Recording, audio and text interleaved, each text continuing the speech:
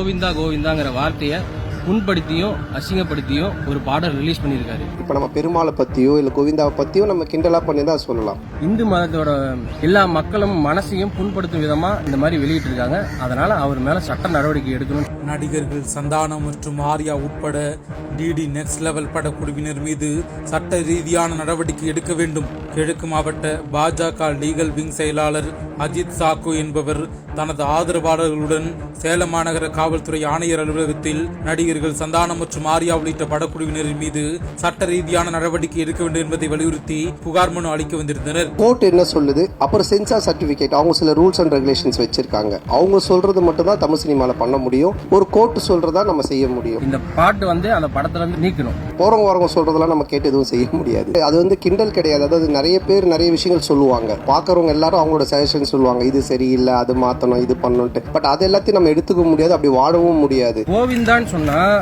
இந்து மதத்தின்படி கஷ்டம் தராதவர் கோவிந்தன். கோவிந்தா என்றால் பசுக்களின் தலைவன். கோவிந்தா என்றால் கூப்பிட்ட சொல்லுக்கு ஓடோடி வருபவன். கோவிந்தாள் என்றால் பூமியை தாங்குபவர்.